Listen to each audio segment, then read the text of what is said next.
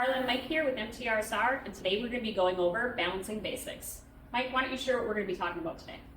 Sure, I want to talk about what a lot of people don't realize is 70% of your balancing accuracy comes from the way you actually mount it on the balancer, not the balancer itself. We're going to discuss hub-centric versus lug-centric balancing. We're also going to discuss cones versus collets, which one of those works the best, and we're also going to talk about when you need to use a small spacer disc to balance the tires. When it comes to tire balancing, the most accurate part of the wheel is this flat machine surface on the back of the bore, and the front lug holes. That's why you should always, when you're mounting a tire on the balancer, you should always use a cone or a collet on the back side of the machine surface on the wheel. Okay, we're going to give you some reasons as to why you do not want to front cone a wheel for the balancing process. As you can see, this wheel has a rim, a lip around the front of it that hasn't been machined, and more than likely it's not centered. So if you put the cone in on the front, this wheel is not going to be centered perfectly when you balance it. Not to mention that it's also painted.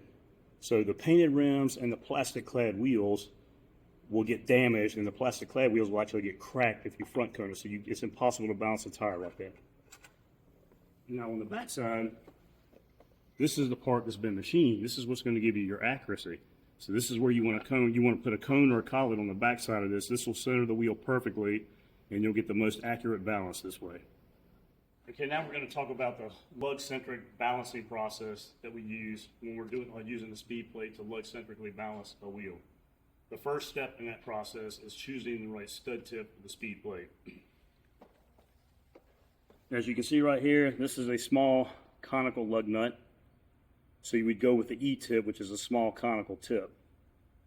So basically, you choose the tip that's closest to the lug nut. Over here, we have a bigger conical lug nut, which is typically found on pickup trucks.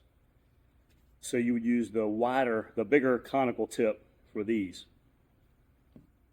Right here, we have the flat lug nut that a lot of people seem to have a problem with. They're not sure which tip to use. As you can see, the size of it, you could either use the conical to go down into the hole. Either one of these conicals probably would work. Or you could use the ball seat tip, which is considered pretty much a tip that you could use for either a conical or ball seat lug nut. So you could use this as well for this particular lug nut. Over here, we have another ball seat tip. What this is typically used for are some of your aftermarket wheels that have a really deep lug socket in it. It's extra long, so when you put it on a SpeedPlate, it's going to be extra long to go down into the wheel or the lug socket and mount the wheel properly. Okay, we're going to talk a little bit more about lug-centric balancing. We've already got the proper tips chosen for our SpeedPlate for this particular wheel, and we also have the proper collet picked out. This wheel right here is an aftermarket wheel. Typically, you can't balance this hub-centrically. They recommend that you balance them lug-centrically if you want to get a proper, accurate balance. So what we're going to do now is come over here, and we're going to put our collet on the shaft. This particular balancer has a built-in spring. You have some older balancers that have a spring that comes off, but you want to use the spring with the collet. The spring forces the collet to go up in the bore of the wheel snugly when you're mounting the wheel. Now we're going to put the wheel up on the collet on the balancer. Now most tire shops are going to grab the good old plastic pressure cup. People think it's faster. It's not really any quicker than a SpeedPlate. As you can see, this wheel does not have a level surface all the way around. So there's no accuracy here. So you could possibly put this on there and tighten it up, and you may have more pressure on one side of the wheel than the other. So this could cause you to have more run out when you're trying to balance. So we don't recommend using a pressure cup.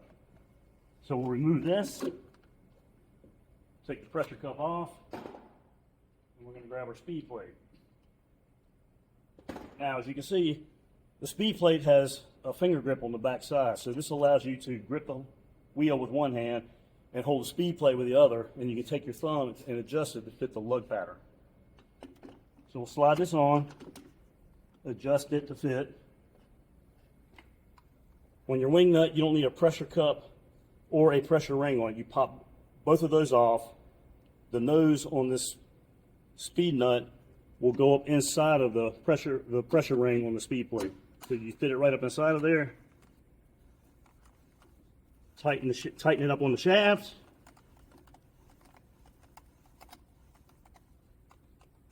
And you are ready to balance the wheel lug-centrically. It's going to give you the most accurate balance you can possibly get with an aftermarket wheel. Thanks, Mike, for going over those balancing basics. If you want to eliminate your shop's balancing issues, we recommend the following part numbers. These are available at mt-rsr.com for same-day shipping before 2 p.m.